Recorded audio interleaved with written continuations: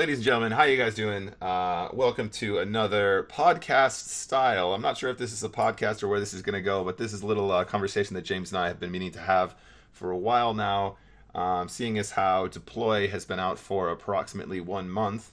And of course, in that time, we've also announced our partnership with PokerStars.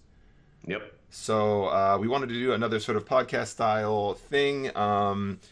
First of all, because we haven't done one in a while and we really enjoyed doing them, but also because it's been a month since Deploy came out, and I think that this is certainly the biggest shakeup in Power Up meta that we've seen since our last podcast, which I think might have been around Christmas time. So it definitely merited some conversation. What do you think, James? Yeah, what else has changed? I know that EMP changed in Power Cost, but I don't think we even played Power Up and when that happened. Right, correct. Yeah, I don't think we actually were even around when EMP changed in Power Cost. It was 4 and now it's 3. Right. I think probably the only shifts in meta that we've seen maybe since the start of the game or since we've been playing the game is kind of how people are playing cards differently. So, for example, the use of EMP is a good example because the sort of limp EMP jam thing that wasn't even a thing to begin with became a thing. I know that when we first started playing Power Up, there was even a lot of talk about discarding EMP, which is something that we do almost never now. Never. Yeah. There's only one combination that I do that with. And that's specifically when I have Disintegrate, Clone EMP. EMP, exactly. And right. I'm like, oh, fuck. Right. I mean, to begin with, some of the best players in the game were saying, oh, I always just throw it away right away. It's so useless. Like, it's so situational. But little did we know. How little we knew, James Mackenzie. But that's that's what OP Poker's here for, right? That's what we're all about. That's what we're here to discuss. Yeah. But another thing that changed is something like 2 or 3 months into the game, you were often like, if you had scanned something good or you intel and you see something good, a lot of people used to bet it. But now most people are checking it when they see those cards because everyone now knows that you like those cards. So the meta has completely switched to you only presume a recreational is doing that. Yeah. Whereas a reg, you like almost never presume that. Yeah, exactly. There are a few regs that are now like switching in between the two, like slightly balancing out. That really freaks me out. That's definitely something that I've noticed, and I mean, so it used to be really apparent when people had draws as well. So they would like get to a flop and they'd play intel on the flop, and you'd be like, oh, they must have a straight draw, or they must have a flush draw, and now people are getting the flops and playing intel just to slow the action down. Yeah, and all kinds of tricky ass stuff, and like stuff that I find creeping into my game as well, where like you're scannering and you're keeping a card that looks like a scare card for your opponent. Mm-hmm. But shouldn't hit their range, and slow. And even if it does hit their range, they still kind of slow down unless they've hit it. Right. There's all kinds of that stuff happening as well. So that's certainly a meta shift as well. But I guess that comes in any game where there is sort of, people mixing it up against each other, especially when we're seeing more and more reg on reg play. Yeah. I would have loved to know, like, when everyone started switching from stud to hold'em. Right. How everyone played? Were they aggressive? How did they play draws? Like, how did it all change? Well, so the progression was from stud to limit hold'em to no limit hold'em. So presumably people were just sort of like min betting, and it was all like really passive and weird. Oh man, how the game has changed there as well. Yeah, so I guess it's only natural to see some progression. But guys, primarily we are here to talk about Deploy. We have a couple topics, and we're kind of we're keeping it light like we did last time as well in our last podcast. We've kind of just got a couple topics that we're going to run over and see how the conversation flows. And if you guys want to carry on listening, do so. We'll probably go ahead and we'll put in some timestamps as well, so you can jump to the topics that you find interesting. But I'm gonna start from the top here, James. All right. So our first topic is James Mackenzie. Do you like Deploy? Yes. Okay, I Next agree. question. Yeah, right. Yeah, next question. Right, exactly. I like Deploy as well. I guess I begs the question: why do you like Deploy? Just because I feel like when a Deploy card comes out, I'm looking at the board and it's now like completely alien to me. It's like playing 6-card Omaha. It's nuts, like, right? It's absolutely nuts. Yeah, like I'm looking at the board and I'm going, so there's 8 more cards to come, and there's clearly 5 more slots. There's clearly 5 more slots, but I swear, I get to the river and somebody goes all in, and I'm sat there with the nuts, and I'm going, do they? Is this a paired board? Is there like, I'm trying to figure out where the straight flush is or something. I can't figure it out. You know, when people make that play against you and you're like, oh wow, there's 7 board cards. Like, what am I? How many times do you reckon people have folded straight flushes? Mate, 100%. I'm so surprised I haven't done it on stream yet. I'm so surprised I haven't done that on stream. It is very daunting for a player that's used to a 5-card board. Yeah, but at the same time, it's pretty fun. Like, yeah. It adds a lot more variance to the pots where deploy is there, right? Yeah. Which is something that I think we probably should talk about in a little while as well. Sort of situations where you want more variance. That's definitely part of it. I might have to add that onto another section in a second. But yeah, I agree. I like it, and I think it adds a new dimension to the game. And even it just goes to show you, just the addition of a single power can have such a it just changes so much. And these deploy pots are absolutely maddening and amazing. And we're going to talk about a couple combinations that we were talking about. In fact, James, why don't we play a game here? Why don't we play a little game that I like to call "Have You Seen That?" This is a new segment for us, guys. It's called "Have You Seen That?" And I think we're probably going to have maybe we should have more "Have You Seen That?" sections in the future, because I think there are lots of situations recently, especially with deploy, where people are like, oh my god, I saw this totally amazing thing, and then they tell you the story and you're like, oh fuck, that's crazy, I can't even believe that happened. Yeah.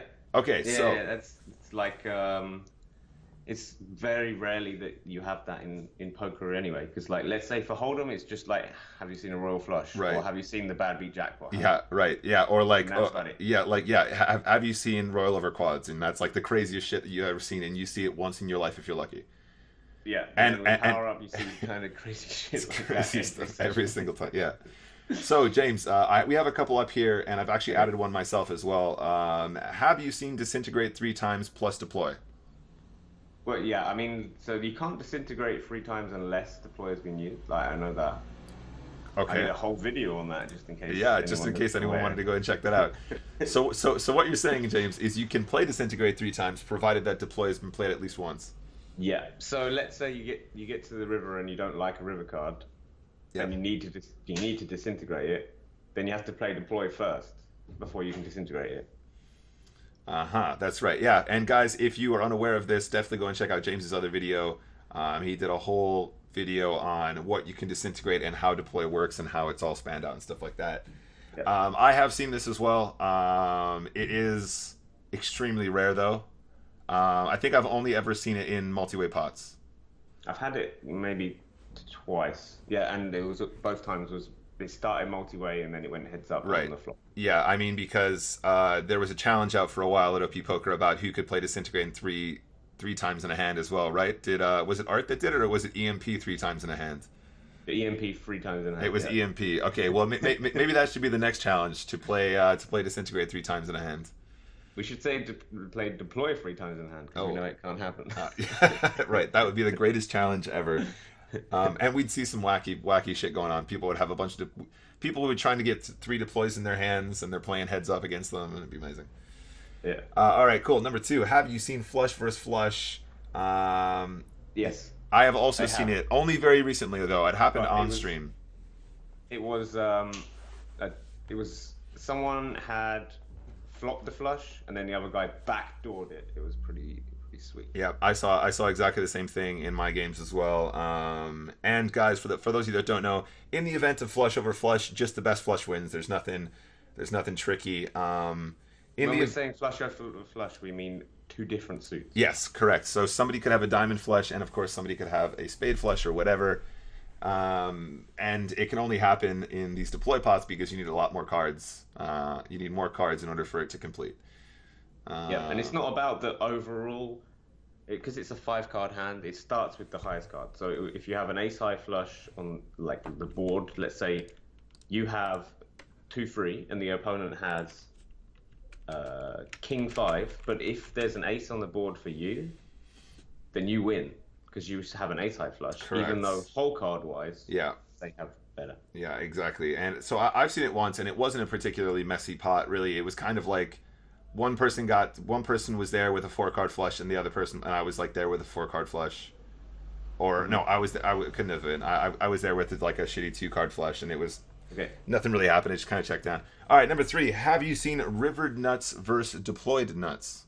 Yes, because I've done it. It felt so good. I've seen that as well, and that's kind of a rare one as well. But I mean, this one's a little bit easier than flush over flush, isn't it? Because Yeah. you can have a straight, or you can have like top set or whatever, and it's pretty easy for people to deploy something that's the nuts above that.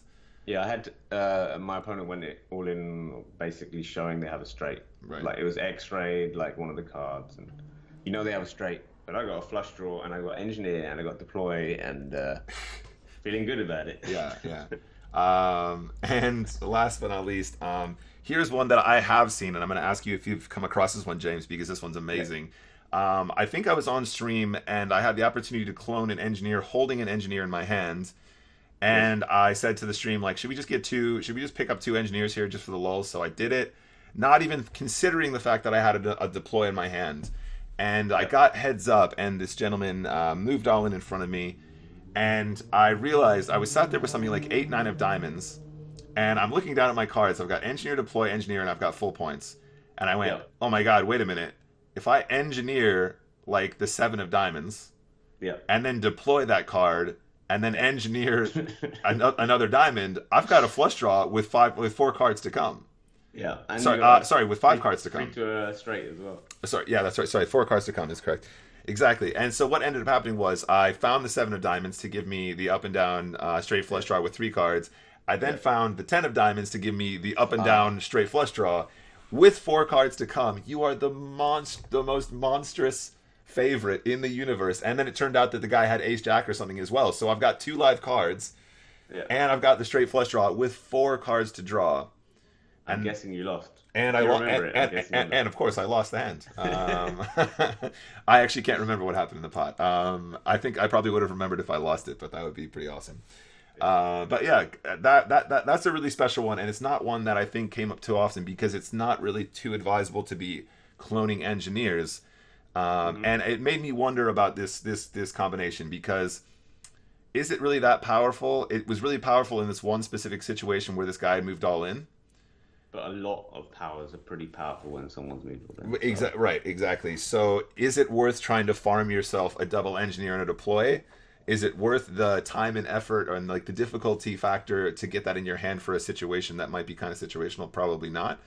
But I don't know. Maybe if you got someone jamming all in a lot, then it sounds like a good idea. Yeah. Yeah, right. Exactly. Engineer is just so nice when someone jams all in. It is. I mean, that's really where it shines.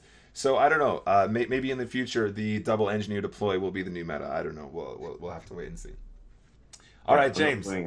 Let's play another game now. This is a game I like to call "How do these powers react with deploy?" And I imagine this won't be a regular segment because it's really specific to deploy. But okay, so you had a list of stuff that you wanted to talk about here, starting with X-ray deploy. X-ray deploy. You use deploy first. So I just wrote down before we started, right? Because my brain isn't very good at remembering everything. So I went through every power and how it reacts with deploy, because sometimes you use deploy first, sometimes you use it second. Yeah. So for example, other powers like engineer, you really often use that first before you do it with anything else. Yep. Maybe that's not true actually, now that I think about it. That's okay. Like for example, if someone goes all in before you and you have engineer, but you have X-ray as well, you may as well use X-ray first and then engineer.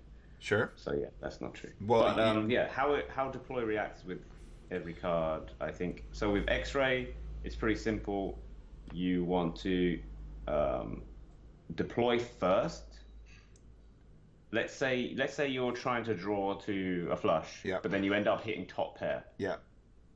Or no, that's not right. Let's say you're drawing to a flush. Yep. But it comes down, but it pairs the board. Okay.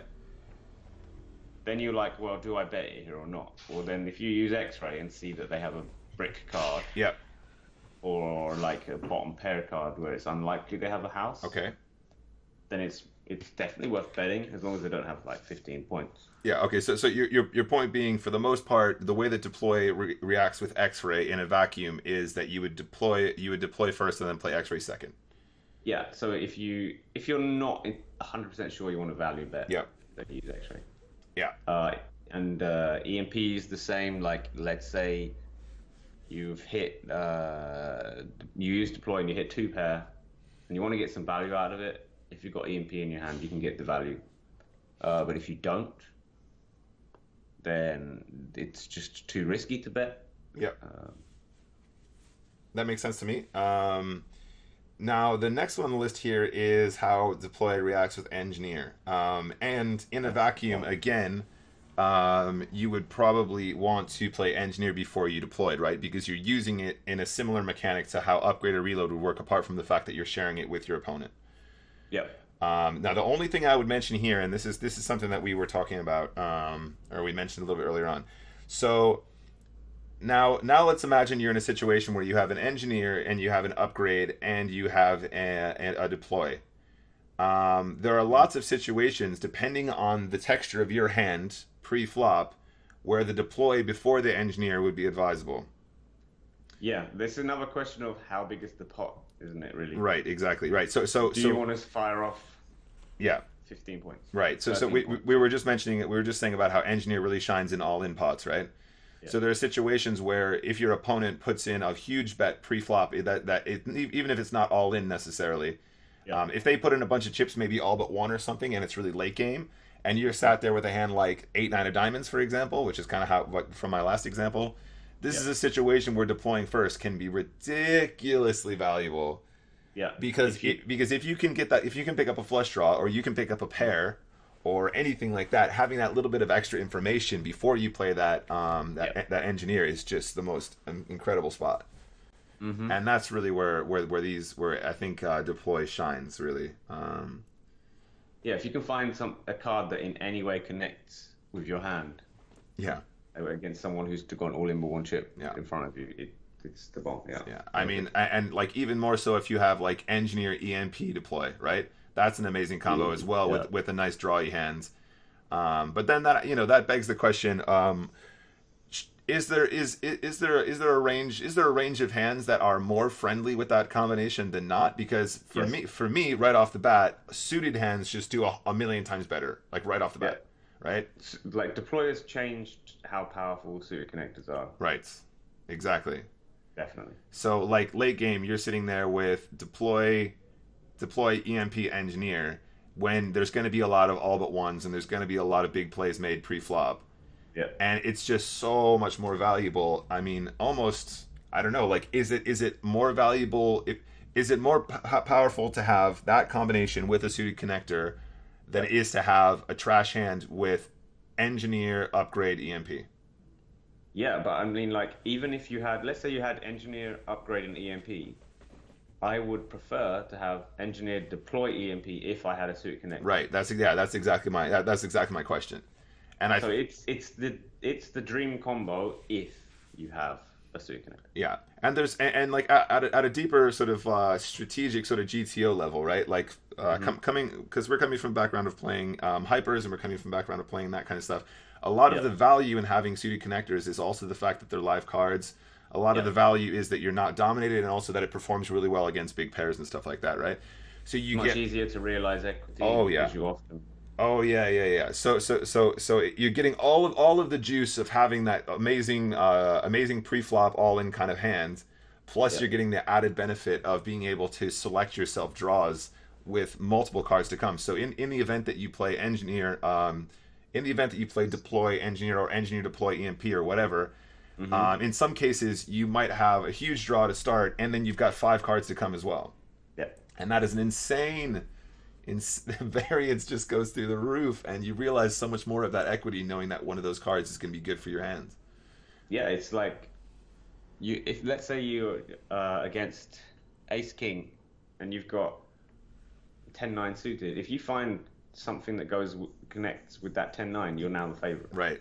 It's just you've deployed it because there are now 5 cards to come, and you're on top of the one that you picked. So exactly. Yeah. It's very likely you can hit something. Yeah, it's so yeah, guys, that's definitely something to be considering, and that's probably one of the biggest parts of where the meta has changed, I think, for sure. Yeah. Okay, and we're gonna get on in a little bit, guys, to like how we would might adjust away from this in a minute. We're gonna try and tackle that topic in within an hour. Yeah, I All want right. to carry on with the suit connector a bit Okay. first, though, Okay. Sure. because it's now a lot easier to bet in position with suited connectors and draws if you have deploy in your hand, Yes. because you can just bet, and then know on the river if you don't hit, you can still put something out. Right. Because back before deploy, it's like, okay, so I have a flush draw, but if I bet, then it's very likely that my opponent is going to like scanner or engineer a good river for them, Right. which is generally a bad river for you if Yep. you're sitting with a draw. Right. If they're sitting with a pair, they're going to make sure that nothing interacts with the board in a better way. Yep. So they protect themselves. Yep. So therefore you can't really bet on the turn. Yeah. And now you can, because even if they do like find something that Yep. is really dry, Yep. you still when they check it over to you, you can Yep. still use engineer, you can still deploy it. And Yeah, then no, go. exactly. I'm actually really glad you brought up that topic, because one of the original sort of like when James and I were doing Decoding Power Up, which is like the first ever sort of strategy series that we did. Let's not look like that. Yeah, right. Well, and but It's all right. the reason that we call it Decoding Power Up is we knew that a lot of it would be subject to change. We're sort of we're getting to the root of the issue and trying to get better without saying this is the be all and end all. This is definitely like the best place to learn how to be a master or whatever. And one of the things that we started saying, maybe not in any of those articles, but one of the rules that we set ourselves was we're going to see bet lots of flops and we're going to check back lots of turns.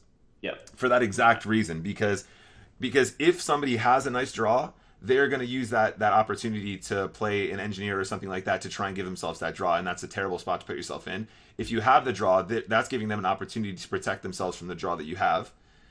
And the addition of deploy, as James said, just makes it so much easier for you to get there and also in a very hidden way as well.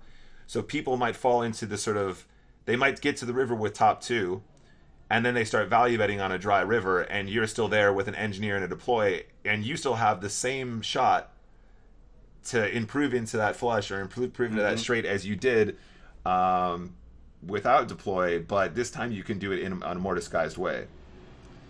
Yeah, you can even like use engineer deploy on the river just like as a scare point. Yep. Let's say you're looking for a gut shot, but you can find like a flush. Yep. You can just go like, Yeah. Like your opponent just has to think. Oh man, it's so punishing. It's so punishing. The bluff level has gone from being pretty like very skilled, yeah, to being even more skilled, because it's just how do you call, like if you're on that river with two pair, if you're on that river with a bad straight or something, yeah, when they deploy a diamond with one card to come and they're like raising you, like how do you ever call? How can you ever call in this situation? It's so punishing. That's another power that's completely changed now. Yeah. So X-ray, everyone used to play it pre-flop just for balance reasons. Even if you had something good, you have to kind of play it pre-flop because a lot of the time you're trying to cycle to get something else. Right. But now X-ray is getting really, really fucking powerful by the river now. I'm seeing that more and more in my games. I'm seeing more situations where X-ray is so valuable to try and figure out where you're at in the hand. Yeah. And when a reg, especially another reg, makes a big play like that, when you X-ray and you see that they don't have two diamonds or they don't have two spades or they don't have two clubs, you're like, okay. Well, then they have absolutely nothing. Right, exactly. They always have air, and you're like, okay, here we go, let's go. Yeah. And that's going to change the bluffing as well. Once people are already using X-ray now, like on the river, right, the meta will shift again, right, whereby people are only going to be bluffing now with two cards that look like they've hit massively. So let's say one looks like they've hit a straight and one looks like they've hit a flush. Yeah. So even though they brick both, right, those will be the best. Yeah. What's the word? The best bluff combos. Yeah. And that's another weird spot, like a weird thing, that bluff combos in Hold'em are generally when you're like you're not blocking missed draws. Like they're generally the best combos to bluff, right, and your weakest hand. Right. Whereas in this, it's like when you are blocking, I don't know. It's just when you are blocking the straight or the flush, you're actually Mhm. going to do better turning your hand into a bluff in these spots. Yeah, yeah, I mean, that is sort of in line with Texas Hold'em, except they don't have the additional element of altering the texture of the board. yeah, And I mean, just on stream, like since the play was out, just on stream, there's so many situations where somebody plays a deploy to try and get at a gut shot, and the most punishing river comes down of all time, like the most ugly card you've ever seen, and then they yeah. check back, and you check back, and you take it down, and people are screaming at me on stream, going, "How does he not bluff this river? It's like the ace of spades. It's like the most ugly river for you in the universe." Yeah. And there's no way in the world that you ever have spades here because you tried to remove a spade on the flop with a disintegrator, whatever. Yeah, yeah. And I think that this is another example of where the skill can be somewhat subtle and it can be difficult to master. But this is another level where Power Up is proving that it is a highly skilled game, Yeah. and people that master this are gaining such a significant edge against their opponents, that it's definitely something that everyone needs to study. And I think more cases like this need to be brought to the attention of the poker community at large if we want to try and further legitimize Power Up as well. Mm-hmm. So I don't know, maybe some it would be really awesome to see some I'm speaking as an individual here, guys, not as a representative of PokerStars. I need to preface this. It would be really cool to maybe see I don't know, what am I trying to say, some kind of like publicized events where reg versus reg can happen, so we can further show how these things go down and sort of how people can use powers in unusual ways, etc., etc., etc.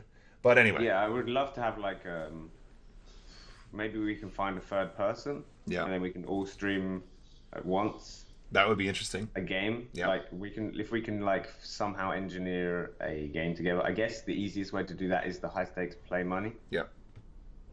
And then like bet on the side, do a side bet, and then everyone can see how everyone like tactically is playing. Maybe we can do a free video series. Well, I mean, I think if all three of us were on the same page, I think we could probably do it for real money as well, couldn't we? We wouldn't be sharing information. We would just sort of we would just have everybody. I don't know. We'll have to look into the legalities of that and actually whether or not that falls under the terms of service. But yes, more exposure of the high levels of play in between regs, I think, would be really, really good for the ecosystem. And showing that Power Up can be sort of on par with a lot of other strategy games, even though a lot of the strategy is much more subtle than, say, Hearthstone, where there's clearly 5 cards and they all clearly combine. And once you kind of know once you know that they combine, you can't unsee it. You know what I mean? So there's a handful of people who play Hearthstone, and they were the first guys to figure out that you could combine these cards together, and then they shared it, and now everybody knows that's how it works, right? There's a lot more subtlety. Just like poker is always a much more subtle game than, say, chess or something like that. Anyway, that's probably a bit bold, but it's a lot more subtle than people give it credit for. Yeah, I mean the thing with poker specifically is the amount of situations that can occur, like the amount of different boards that can run out, is just so incredible. How many, and now with Power Up, it's like times that by infinity. Right. It's just like and then add more board cards as well, as if we needed more of that variance. Yeah. Anyway, no, definitely some good discussion there, though, for sure, guys. I hope that got you thinking a little bit more about checking opportunities to bluff and stuff like that as well, because that's definitely coming in with Deploy. Okay, so did you want to move on to Scanner now as well? How Deploy reacts with Scanner? The Scanner is like, every time I'm like using Scanner, I always feel like I'm missing the value of it. Yeah, I know exactly what you mean. Like, there are ways to make it look like you have the nuts when you have Scanner, because the players cannot see what you have. Right. Sorry, they cannot see what's coming out. Correct. Right. Whereas Engineer, it gets displayed. Yeah. And if you're purposely, let's say you deploy the first card and then upgrade into the second one. Yeah. That looks like you must have if not the nuts, then very close to it. Yeah. And that costs 7 points. And you could do that with complete airballs. Yeah. And look like you have the nuts. Yeah. You're only using 7 points. Yeah. And I just feel like we probably have to look at how to get that into our game. Well, yeah. So I don't have that at all. There's only been a month or so, right? So it's interesting that we're doing this a month out because we wanted to go back into the topic of deploy, right? We wanted to talk a little bit more in-depth strategy, but we're still learning exactly how it's gonna be used. I think everyone is, even the best players who are probably members of our society, of our community, are saying the same thing. I mean, the really important thing to remember here, right, is power. Like now with powers, if you even have like 8 powers, it's now a lot better than it was. Yes. Beforehand. So much better. So much better. But like, let's say you're on 15 points, you can have. So let me go through this. If you have 15 points and you have scanner, deploy, and some other card, now you can use scanner and deploy for 7 points. Which means you have 8 points left. Yeah. But then the next hand comes out. You're gonna and have 10 10 points again. Yeah. So you can totally use that as a really good bluff. Yeah. I mean, I'm finding that it's a lot easier or somewhat easier to play out of an underpowered situation than it was previously. Which is great. Which is amazing. I mean, so the sort of deploy, so situations where you can deploy a card and give yourself a pair and then move all in and stuff like that, right? That give yourself a draw that you think has some value and get it all in. And this actually is it comes back to our range removal conversation as well, because in events where somebody is short on powers and they deploy something that looks coordinated and then they shove, you then have to use your range removal. If you guys don't know what range removal is, go check out our glossary. You can use your range removal. You have to try and figure out what kind of a hand they would have to deploy and then shove in these spots, or if it's a complete bluff and stuff like that. Yeah. So generally, let's say they deploy and they hit it comes down like 5 of spades. Right. So then you're engineering first to look for something that hits you. But if you don't find anything that hits you, then you're not going to want to get anything that connects in any way with the 5. Right. And you're not going to look for anything that's a spade. Right. So yeah, I like the whole range removal thing. Right, yeah, and range removal becomes something that that was kind of a subtlety that some of the higher level players might have used, or it's something that people use all the time, whether or not they know what they're doing or not, right? Like I'm sure lots of players do it without knowing what it means or why exactly they're doing it. Well, they definitely do it like if they see an ace. Yeah, right. Yeah, they get rid of it. Exactly. Yeah. So they might be using range removal to the same level as some of the higher players, but they know what a bad card looks like for the most part, and they're trying to remove that, and that's something that's going to be coming a lot more now, with the addition of deploy for sure. Yep. So yeah, scanner still to unlock the mysteries. And now the last one we have on this list, even though I'm sure there's many more combinations that we probably haven't gone over here, guys. Deploy first for upgrade reload. Yeah, because like I said in the upgrade and reload videos that we made 6 months ago. Yeah. Before you use upgrade and reload, it's better to see as many cards as possible because then you have more outs to hit. Right. Exactly. You might have already hit, and then you don't even need to use reload or upgrade. So just to be clear here, guys, what we're referring to is playing deploy first in the event that you have to play an upgrade and a reload to try and improve your hand post or after that fact. Yeah. So in an event where a player moves all in front of you or something like that, if that's a hand that you wanted to go with, the best way to get the most value from deploy, upgrade, reload being in your hand would be to deploy and see what that card is first, and then upgrade and reload. And also for all the same reasons we were talking about how suited connectors connect well and all that other stuff, right?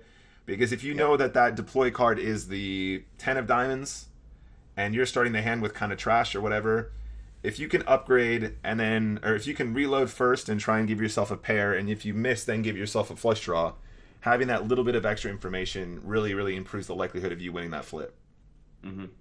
So yeah, how I would say that this is a situation where deploy would go first for sure. But yeah, guys, I would really love for you to send in more examples or more situations that you'd like to talk about, because there's obviously a lot more examples of how deploy might interact.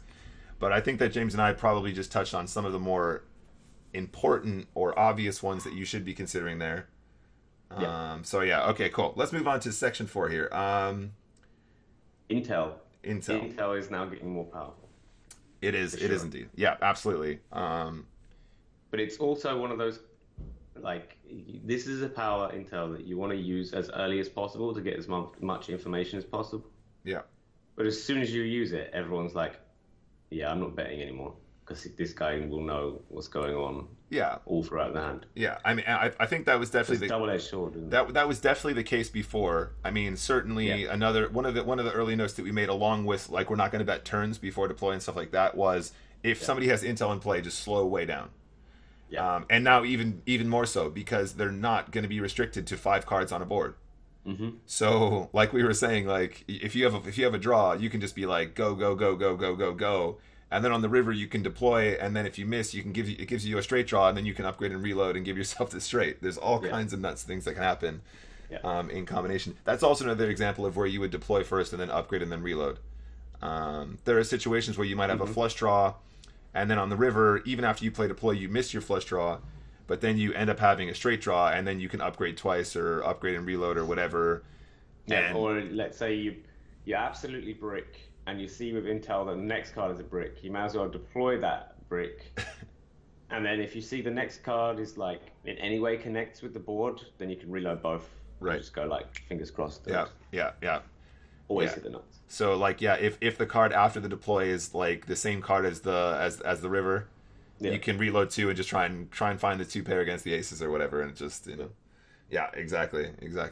Intel does feel much more powerful, but people are adjusting quite quickly to that one, I would say. Yeah, everyone like understands that when Intel is in play, like if they use upgrade, or if they use reload, if they use scanner, like you know what's going on. Right. Exactly. Like all of the deception possibilities are out the window. Exactly. So you have to slow it right down. All Unless you just hit the nuts and then. Okay, cool. So I think probably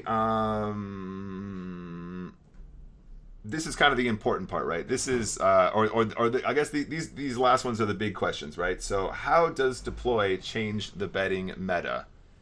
Yeah, we touched over it a little bit with suited connectors. Now you can much more happily bet it. Right. But it's now also like if you hit the nuts on the river, you're kind of a little bit wary of. Like, okay, let's not say nuts. Let's say you hit middle 2 pair. Right. But you're against someone. You're going to much more likely play it passively towards someone. Yeah. Just because if they can still deploy themselves a flush or a straight order. Right. So yeah, I would say it's created a more aggressive situation for being in position, but a less aggressive situation when you're out of position now. Yeah, I mean, and like I think that's pretty much as far as I would take it, really, because I still think that people are adjusting and people are still getting caught out because they're not used to that mechanic yet. They get the addition of a card, especially on rivers. Yeah. But then I would also say that if anything, it's just added more skill once again because it's critical that you know what points mean, because in a situation where you have the nuts and somebody has 4 points behind, you should feel very, very confident. You should be aware of the fact that they can still deploy. You should be aware of the fact that they can still disintegrate, right? So you need to be aware of what things cost, and you need to. Do you want to lock the board, or do you want? Right. Yeah, exactly. Right. So really, so what's happening in these situations is when you make a strong hand on the river and you're facing somebody who has a lot of points to spend, you are at a much greater risk. So you need to be much more wary. But in situations where you know that they've already played a disintegrate, or maybe they've already played their deploy and stuff like that, keeping on those little subtleties of the game is what's going to give you a huge edge, because you could make thin value bets on rivers because you know that he's already played a disintegrate and he doesn't have enough points for a deploy. Yeah. And stuff like that. And that's just another spot where you need to be aware. Like if you know someone's used a disintegrate already and you've hit like fairly decent strength from the river, you can make a small value bet because let's say they do deploy and they do find like their miracle or Right. whatever, Yeah. and go all in. It's still okay. Just fold. Yeah, right. Fold. And it's also down to reading board texture as well. So Mhm.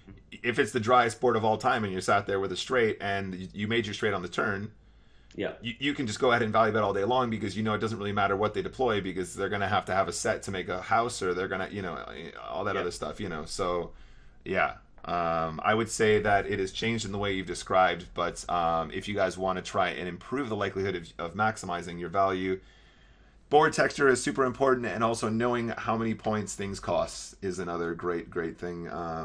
Yeah. To keep If you recognize, this guy's got 8 points behind, you have to be wary of engineer. Yep. And be aware that it could occur. Yeah. So whereas 9 points was the old scare bit, eight is now just as scary, especially in situations where engineer deploy is a possible death sentence. Yeah. So yeah, guys, keep an eye out for that one. Okay, number 6. When have you used deploy the most? So I know a lot of people use it either pre-flop a lot or on the river a lot.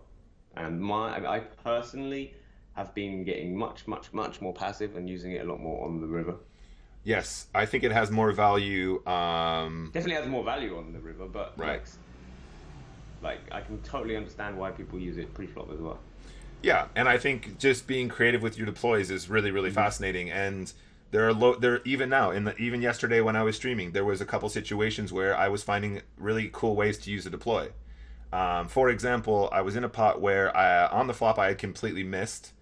I had Jack 5 of spades on an ace-high board. It looked like I basically was never really going to do much. I think it was against Art, and Art tried to engineer something better but failed, and ended up putting another spade on the turn. So I actually ended up having a flush draw on the turn, and then he EMPs and he goes all in, presumably with an ace. Okay. Yeah. And now all of a sudden, I've got 15 points to spend. I have a deploy and I have an engineer. But sorry. So I don't have any EMP, but he's EMP'd and he's moved all in on the flop. But he's put a spade on the turn. So having a scanner and a deploy myself. But if he's EMP'd, then how can you lose the points? Okay, sorry. So he's engineered a Jack of spades on the turn. Yeah. Right. So that's coming on the turn. So I deploy. Oh, yeah. Sorry. It wasn't the Jack of spades, but I deployed the flush draw on the turn. Yeah. Which of course means that there's still 2 more cards to come. Yeah, rather than just one. Right, rather than just one. And then I played a scanner, and of course I missed, obviously, a then flush. You get rid of them. So what ended up happening was I scanned, I saw 2 pair, I gave myself 2 pair, I called, he had ace king, and then of course the turn was a king. So not only did I fail to make a flush, I managed to improve my hand in a way where Art could suck out on me, of course. But the point I'm trying to make is you need to not be autopiloting. You need to be going, oh, wait a minute. What if I play deploy now? There are situations you use it on the flop, turn, as well as right. And there's no one size fits all rule for it. But just when you have it in your hand, be aware of the fact that there's a really good chance that you have not seen everything it can do. Yeah. And you've not considered everything until you've considered everything. So really take your times. And that's a note to myself as well. Because there are definitely situations where people go, oh, what if you deployed before you made that play? And then I go, oh, man, that was definitely the correct play. Okay, James, so what combos make you want to keep deploy and what combos make you want to cycle deploy? Well, I mean, as we were going over earlier, like scanner and engineer are just like work so well with it because they pick and to an extent deploy grabs. Right. Obviously, I think we went over earlier, like with suited connectors, it goes way up in value by putting it out on the board rather than putting it into your hand. Yeah. So obviously for those spots it's really good, but in general, engineer and scanner you nearly always want to keep deploy in your hand. You don't want to be cycling it because it works so well. And then also intel to a certain degree because that's also although you can't pick. You kind of know what's coming. So right. Well, it's what the guys at Stars were originally calling precog, as in precognition powers that allow you to see what's to come. I mean, you can't pick what's to come, but you can still see what's to come. Yeah, it's valuable information. Yeah, right. So, I mean, the most obvious cycle situation is if you had a hand like a power combination, like Deploy, clone, deploy. Mm-hmm. Sorry. No, that's the combination that was actually good there. Deploy, cloy, and disintegrate. Obviously, these are situations. That was also your example earlier where you were talking about situations where you are burning EMP or cycling EMP. Yeah, that rarely happens, but yeah. Yeah. I would say that, like, right, what do I want to cycle the most? So one that I want to cycle the most is clone. Then it's probably X-ray. And then I think it's a close tie between Intel and deploy. And some people seem to want to cycle deploy, and some people want to cycle Intel. Yeah, I think at the moment I'm more on the side of cycling deploy most of the time. Yeah. Because Intel, I love Intel. It just slows everyone down if you need them to slow down.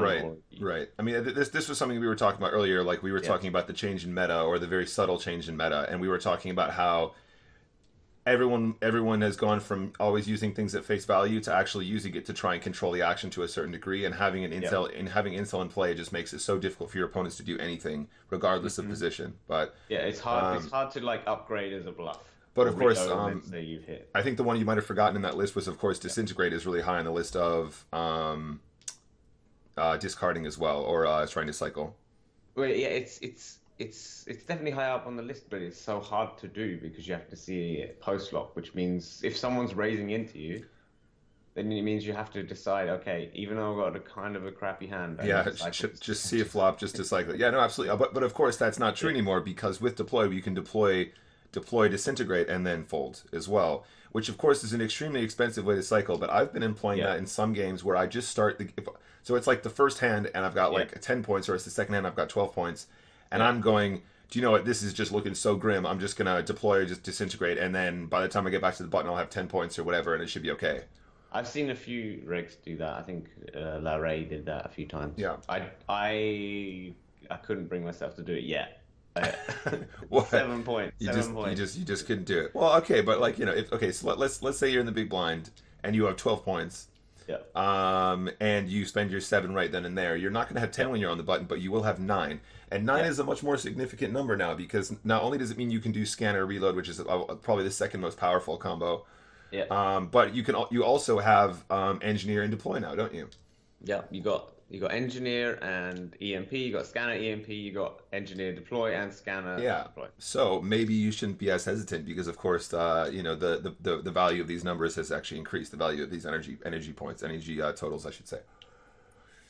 So something to consider. All right, something that we haven't actually spoken about at all is the ability to sabotage your opponents in a much more significant way. So in a situation where you're in a game and you have one reg and you have one recreational player, or you have a strong player and a weaker player, it's totally in your favor to try and sabotage your fellow reg as much as possible. And the additional variance that is generated by a hand like deploy mean that there are so many situations where you can make it much easier for the person that you'd like to be heads up against to make a more informed decision, etc.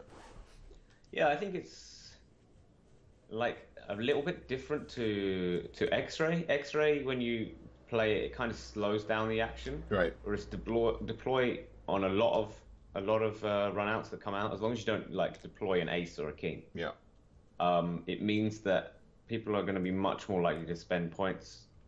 I've just seen it that if there's a deploy that's come out, people are just more likely to spend points because there are more chances of people finding draws now that there's more cards on the board.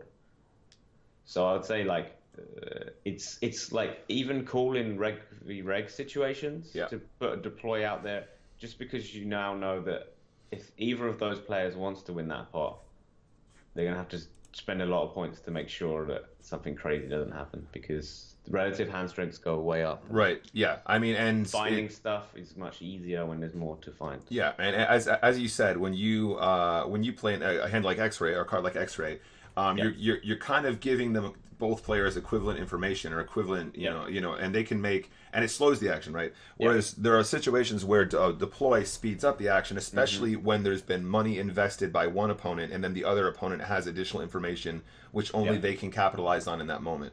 Yeah, exactly. Yeah. Yeah. So no, that's I think so okay, like just to further this discussion on this one particular topic. Let's talk. So one situation that I just described right there is probably one of the best spots that I've seen. So for example, let's say a reg is on the button and you are Yeah. in the small blind, and then the recreational players in the big, or the weaker players in big. Yeah. If in a situation where your fellow reg opens the button and puts in a large amount of chips, maybe all but one or something like that. Yeah.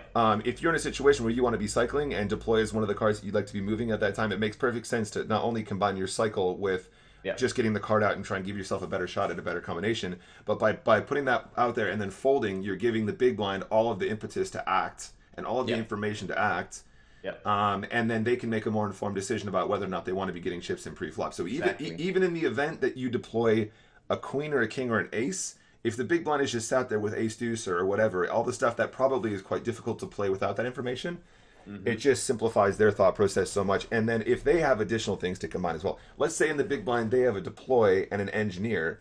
If the first card, it looks kind of good for their hand, all they got to do is deploy once more and then get a little bit more information, and then they can engineer the third card as well. They can design a flop essentially before the flop even comes down, and then three more cards come. Yeah. So, like we were talking about earlier, we had suited connectors go way up in value. This is a situation where the sabotage is so powerful because you can just design your ideal. You're sitting there with 8-9 of diamonds, and you can just find the most gorgeous flop ever, and then you have 3 shots at improving your hand as well. Or sorry, excuse me, 2 shots in that example because the engineer is the first card of the flop to come out. But it's nuts, right? It's like a I think these are situations that are maybe being underutilized at the moment, but hopefully we'll see a lot more development as we see players get more experience with this new power. There's also another case that needs to be considered is I had a few times where someone who's like not quite a reg has gone basically put all their stack in but one chip. Yeah. And the reg on the small blind doesn't even think about it and presses deploy. Right. And now I'm in like the best spot ever. Yeah. Yeah, no, absolutely. You're in the big blind, like, oh, here we go. Like, I'm not sure I'm going to be able to see a flop here. And then you hear that noise, and that card falls from the heavens. It falls from the heavens, and then you're like, oh, wait a minute. This is an amazing spot. I love it so much. Yeah, so it's definitely worth consideration on a sabotage level as well. Can you think of another example, James, of where or how to best sabotage others? Let's say if someone in a freeway pot, let's say someone has gone all in on the turn of the river that's quite drawy, but the draws haven't come in yet. Yeah. But you're not even thinking about staying in the pot. You can still just press deploy if you need to, if you feel like you want to cycle. Okay. So it's kind of like really early on when we started playing Power Up, one of the rules I had for myself, or like the rule of thumb or the golden rule that I think we never actually ended up making a video about, was you shouldn't. I think it was something like you shouldn't expose dead money when too much dead money when your opponent has the opportunity to change the outcome of the board, right?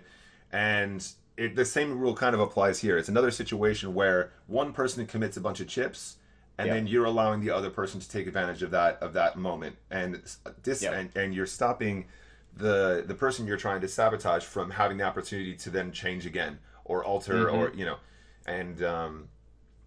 So I think both of those examples are quite similar, but for the most part, I think that's where you're going to see most of the sabotage happening, when the better player exposes chips and then you help the other opponent make a better decision.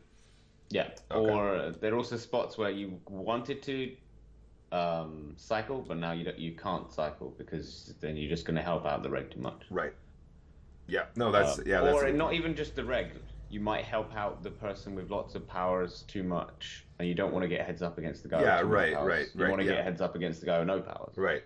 Yeah, I know that's a good point as well. I'm here talking about good player, weak player, strong player, whatever. But you're absolutely right. Energy is sometimes if it means that you're going to be in a better situation going heads up, maybe there's one opponent that has, not that many chips and also not that many powers. That's definitely a better situation for you. Yeah. But yeah, okay. And it's quite a cheap way to do it as well, because as we said, 3 points, you make that up pretty quick. Yep. 3 energy. You can almost do that every hand. So Okay, so this leads nicely onto point number 8. When you cycle, what happens if you hit a pair? Have you found a way to balance this? So this is just to explain further. This is what I'm trying to say here is, if you are in a situation where you want to cycle deploy and you manage to find yourself a pair of some variety, especially lower pairs, how much strength does having that pair give you? But and bearing in mind, if you're in a situation where you want to cycle deploy, you probably have a terrible combination already. Yeah. Or you're really low on points. So, you know, okay, so like I've had this quite a lot recently where I'm just cycling it or I'm just throwing it out there to try and get myself a better combination, and then I manage to pick up a pair of tens or something. But if then you're like, oh fuck. Yeah, right, exactly. And I think I think what we need to try and figure out in the meantime now is how what was I saying? How powerful is it to have a pair when you're out of position and you have no combo to actually back it up? And I think the answer is probably not as strong as you might think, especially if you're a new player to this game and you're used to playing Hold'em, where a pair is quite a strong hand, and you really shouldn't be folding pairs too frequently. I think folding some pairs might actually be more appropriate than we think here. Because it also depends on the blind level, I think. So let's say, right, first blind level. Sure. Chips are like 100. Yeah. You can, let's say you're deploying on the button and you have Jack 5. Yeah. And you hit the 5 or you hit the Jack. You can just limp. Yeah. Because if someone does use disintegrate, then they've used 4 points anyway for like a 200 pot. Right. So it's like, is it in their interest to use points, you know? Yeah. I mean, but, you know, so I mean, that's definitely probably a better situation where we'd be trying to continue, right? But in the example, like we're saying, where you have not much, okay, let's say you have the worst example we gave, right, was deploy, clone, disintegrate, right? Yeah. Actually, that's actually not even that bad, really, overall, because the disintegrate helps you to remove cards that are likely to get drawn out on you.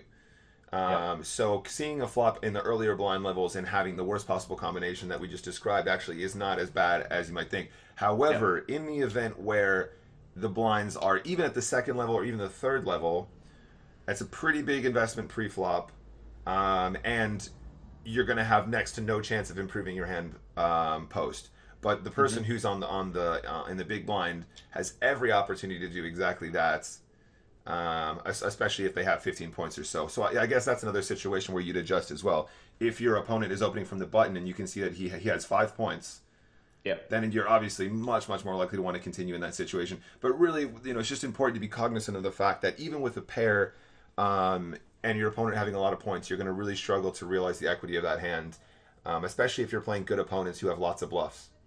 Well, another thing that we probably haven't considered that much is that, okay, so you use deploy in a pot and then you clearly hit in some way, so then you get involved in the pot. I think raising most of the time is probably a bad idea. You want to keep the pot small, otherwise then people are incentivized to use powers. Yeah. But if no one uses any powers, then obviously you have a range advantage, and then you get to the river and you'll win most of the time. Yeah. If they do use powers, and you're cycling, nearly every time you're cycling, it's because you've got cloning in your hand. Yeah. If they use a power like reload or upgrade, you can just clone it. That's true. That is true. And one point I know that you've mentioned in the past as well. In the event that you deploy and you're clearly in a bad situation overall, and your opponents know that, especially if you're low on points or something like that, right? If you deploy and you find a card that likely smacks your range, you're also telegraphing that card is helpful for you, so it's also a very, very prime target for them to be disintegrating. Yeah. So I mean, like if let's say the 6 of diamonds comes out. Yep. Then any thinking opponent will realize if you get involved in the pot, it's probably because you have either a diamond or a 7, 8, or 5. Yeah, or a sword pair, or a pair of 6s. Or a pair of 6s. Yeah, so you're really telegraphing information. And it's not one of those situations that we were talking about earlier where you're kind of falsifying, right? For the most part, if you're deploying and then continuing when this really, like the 4 of diamonds comes or something, it's probably not because you have a 4. It's it's probably because you're looking to make a diamond flush most of the time, right? Because relative hand strengths are just so important in power up, and Yeah. we know that making a diamond flush is going to be a lot more. It's a lot better situation for us than trying to make two pairs with a four or whatever, especially with five more cards to come. Yeah. So It's very, very hard to use deploy for deception purposes as well. yeah, So even if you've got aces, you don't want a third board. You don't want an extra board card out there. You right. don't want to use deploy and then go all in or whatever. It's Right. just really not a good idea. So the only situations where I've seen deploy act really well as a bluff mechanic is, as you said, on the river after your opponent has spent points and they've telegraphed what they have. So if on the river your opponent spends 15 points to give themselves what is clearly two pair or a set or something like that, or an overpair pair, right? If you can deploy a third heart or a third heart or a third spade or a third diamond or a third club, and it also completes a straight and a whatever, and then you ship, they just have basically no answer, especially if they're showing weakness.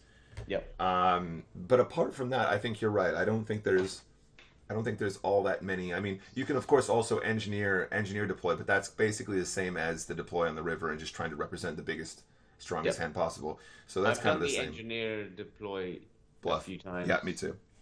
And it's never worked. Right. Which is really weird because I'm like, what? So I'm sitting there with an open-ended straight draw, but there's also a flush draw out. I miss the open-ended straight draw, but the flush draw comes. Yeah. Pick it, deploy it, and then get called by top. Yeah. And this is another cool example of where you're kind of merging the reasons why you're engineering, right? So you might be trying to engineer your gutter. And then if you miss, you're like, oh, wait a minute. Oh, wait. But but the ace of spades is bless you. I'm like, oh shit. But that ace of spades is scary as fuck. So let's put it out there and let's try it. And then it works, So yeah, no, absolutely. Okay. It makes sense that it would work. Yeah. So okay, here's, so basically the short answer to all of that discussion is you need to be extremely careful when you're cycling and you still manage to make a pair, because you're probably not in the best situation. It's very easy to exploit you in many situations. So unless that pair is quite large, probably not advisable to continue as much as you might think. Just be really cognizant about the other factors in play. Yep. Okay. Be very wary and don't build the pot. And so this also leads on to the question that I asked earlier. Have you found a way to balance that? I mean, I would say not really. No. I'm sure there is a way, and I'm guessing that way would be to balance in things like Queen Jack suited, Jack 10 suited, and do it regardless, because having more board cards out there when you have high suited connected cards is good. Yeah, right. And yeah, I mean, and in that way it's a little bit deceptive, because even if that card doesn't hit or complete or whatever, it's still a card that they might remove, and you can still improve in a meaningful way. Yeah. And then if you do make a stronger pair with a hand like Queen Jack, you can use that disintegrate, which is part of your terrible combo or whatever, to actually protect your pair a lot more than often. And also by disintegrating, of course, we're reducing the likelihood that our opponent improves their hand a lot of the time as well. So yeah, absolutely. I think that's probably the only way that we can balance that sort of situation. But I can't imagine myself doing it. No, and let's say I have King Queen of Hearts. This is one of the perfect spots to do that kind of for deception purposes, while at the same time giving a chance for you to more board cards for a hand like King Queen suited is just generally better against other people's range. Yeah, because more board cards means that there's much more likely that higher pairs will hit, much more likely that straights will hit, and much more likely that flushes will hit. Yeah, and that hits all of those boxes. Right. But I still would prefer to just keep the deploy in my hand. I think. Yeah, well, yeah, exactly, right. I mean, also, okay, let's say you have King Queen suited and you have a disintegrate. You probably still want to be seeing a flop and just probably playing that disintegrate at some point as well. So you don't even need really the addition of the deploy, apart from maybe to actually make it more likely your opponent can improve their hand. So it's I know exactly what you mean, but it's important to ask yourself that question, isn't it? It's important to ask. Yeah, if you don't balance, then, and if you know your opponents don't balance, then you can easily exploit the situation. Right. So oftentimes you know how capped your opponent would be if you do see a flop. Yeah. Otherwise, you can just get rid of it immediately, and then they've wasted the chips that are in the middle, and you know that you're just going to win. Well, and also if it's that, as I said, if you really have a hand that's terrible and it is relatively early blinds, I think deploy, disintegrate could actually still be an acceptable thing to do. It's definitely not something you want to try and avoid as much as possible because wasting points is obviously a death sentence as well. It's not just that, like, it's you use 2 powers, so therefore the next hand you'd only have 2 powers. You won't have the maximum of 3. Yeah, sure, absolutely. Yeah, that's also true. That is also true. But yeah. Anyway, I'm sure there's times when it comes up. oh no, for sure, for sure. But it's kind of like so it's a little bit like as well. I think that trying to remove a lot of these more spin based decisions and trying to become a more like a better power up player, it means that you got to try and remove some of these like pre-flop all-ins. So early on, I was very frequently EMP jamming like small pairs and stuff facing arrays, and I think that it's probably still okay to do, especially given the fact that your opponent's range from the button is going to be so much wider than we have in spins. But also, generally speaking, you should try and find more creative ways of more creative and high and less variance ways of picking up chips. However, I do also believe that if it's really early game and you're in that situation against a reg from the button or whatever, I think playing that actually is probably acceptable. But there's just more factors involved, you know. There's more things to consider, and the later game that it goes, the worse this play becomes, I think. Especially three-handed. But, yeah, I don't know. It's very complex. Yeah, you kind of want to, like, threaten to use it a lot more, right? Right. Rather than actually use it. Right, exactly. That's what the whole all but one chip thing is all about, really. Right, exactly. Yeah, 100%.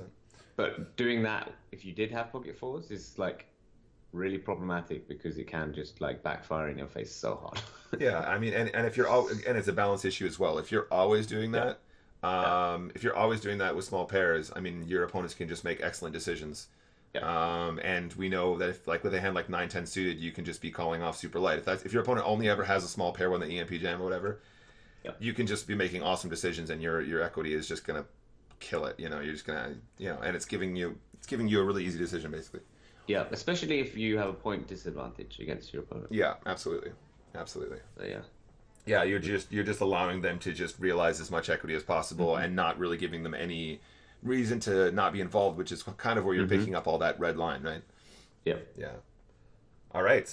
Well, James, I think that's everything. That's everything on our list, at least. I really enjoy doing these podcasts. I think they're awesome. I guess we're gonna call this a podcast for now.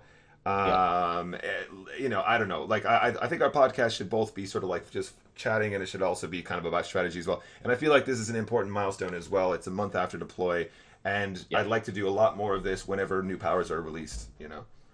Yeah, I mean, or if the structure or whatever has changed dramatically. If the meta changes, then I think we should be doing podcasts. I mean, I would love to try and do more of these podcasts, but I think it's always really important to address when the meta changes. I think we had some really awesome discussion earlier as well surrounding how the meta had subtly changed as well since the last time we spoke.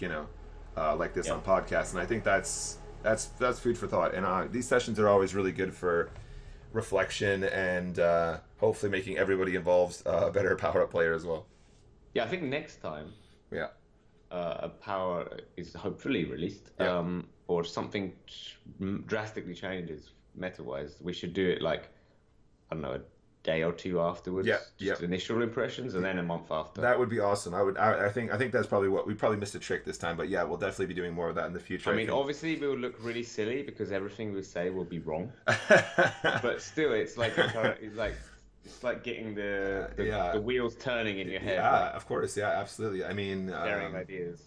Yeah, 100%. I mean, I think in order to improve, you have to look a little bit silly sometimes, and I'm sure we did lots of that in our initial strategy videos as well, which is something that we should probably address as well. Maybe go back and maybe we'll do another series after decoding power up that's called recoding power up, and and just go through and just point out where our errors were and how that makes us a better player or whatever. I think that'd be really fun. Yeah, I think maybe, I mean, it's coming up to a year since OP Poker was released. We can look back and go, that was wrong. That was really wrong. Yep. Yeah. Okay, yeah, that sounds like a good game. Okay, anyway, I think this is the third or fourth podcast we've done. Obviously, we'll update that in the title. But I hope you guys enjoyed today's podcast. I know these are a bit long, but I mean they're good for road trips or whatever. Or if you drive a lot, I'm sure that's nice to listen to. I like to listen to podcasts in that sort of situation. But thank you guys very much for listening, and make sure to go and check out, of course, our website and all of our social media, and of course our Discord channel, which is now the official Power Up community. So go and check out if you those. want to discuss this podcast, Make sure you go to yeah, absolutely. This isn't just informative. This hopes to spark more debate and more discussion, and maybe I would love to hear more back from you guys as always, and just hit us up on all those platforms. All right, guys, that's all for now. Thank you for joining. All right, guys, see you later. If you enjoyed this video and want to see more Power Up content as soon as it's released, make sure to hit that subscribe button and click the bell to be notified as soon as videos have been uploaded. This has been Lost Gambit for OP Poker. See you next time.